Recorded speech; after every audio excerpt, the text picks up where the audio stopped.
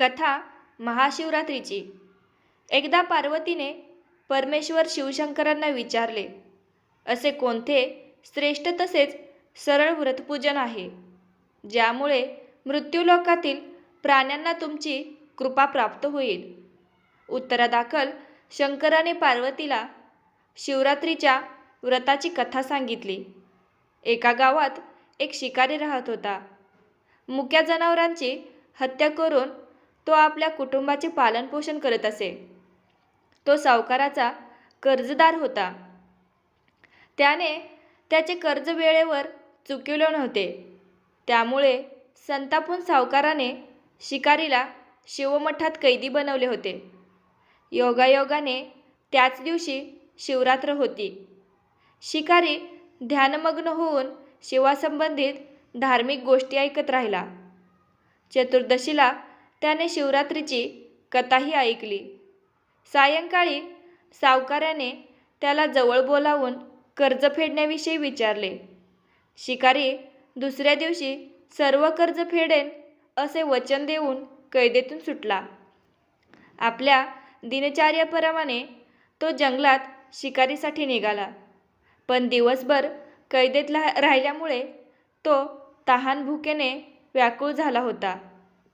शिकार करण्यासाठी तो तलावाकाठाच्या बेलपत्राच्या झाडावर मचाण बांधू लागला. बेलवृक्षाच्या खाली बेलपत्रांनी झाकले गेलेले शिवलिंग होते. शिकाऱ्याला मात्र हे माहीत नव्हते. मचाण बनवताना त्याने ज्या फांद्या तोडल्या त्या योगायोगाने शिवलिंगावर पडल्या.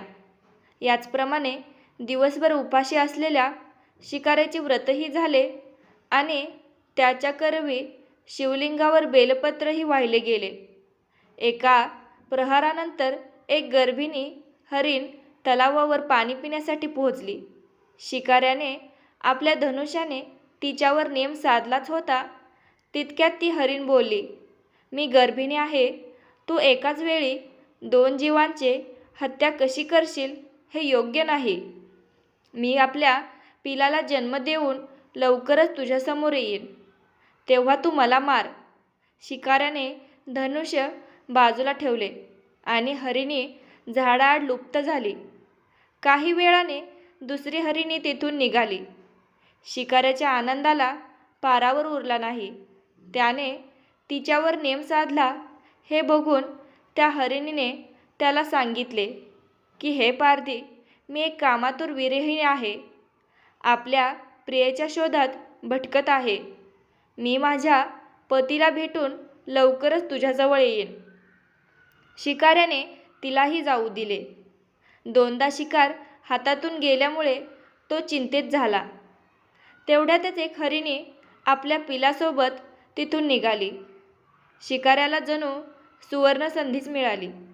त्याने धनुष्याला बाण लावला आणि बाण सोडणार तेवढ्यातच ती हरिणी बोलली, हे पारधी, मी माझ्या पिलाला त्याच्या वडिलांकडे सोडून लगेच येते. यावेळी तू मला नको मारोस.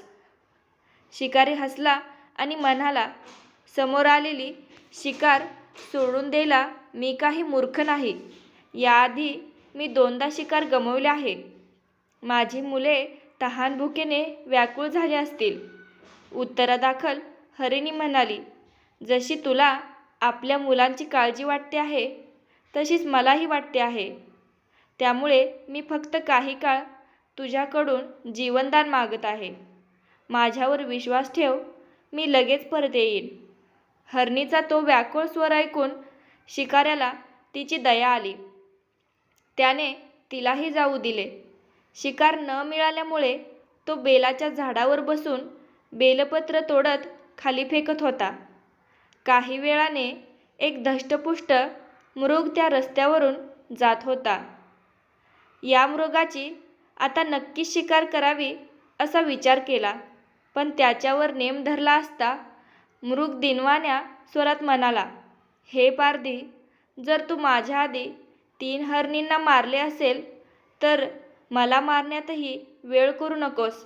म्हणजे त्यांच्या वियोगात मला एकही क्षणाचे दुःख सहन करावे लागणार नाही.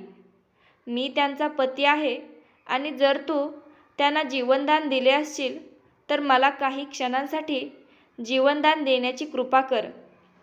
मी त्यांना भेटून तुझ्यासमोर हजर होईल. मृगाचे बोलणे ऐकून शिकाऱ्याच्या डोळ्यासमोर संपूर्ण रात्रीची घटनाचक्र आले. त्याने सर्व कथा मृगाला ऐकवली. तेव्हा मृगाने सांगितले, माझ्या 3ही पत्नी येथून वचनबद्ध होऊन गेल्या आहेत. मात्र त्या माझ्या मृत्यूनंतर आपल्या धर्माचे पालन करू शकणार नाहीत. त्यामुळे तू मला आता जाऊ दे. मी त्यांच्यासमवेत तुझ्यासमोर हजर होतो.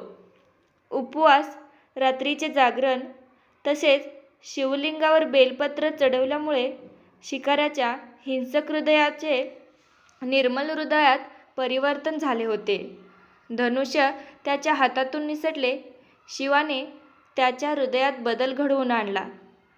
त्याला आपल्या भूतकाळातील कर्माचा पश्चाताप झाला. थोड्याच वेळात मृग सहपरिवार शिकाऱ्यासमोर आलं.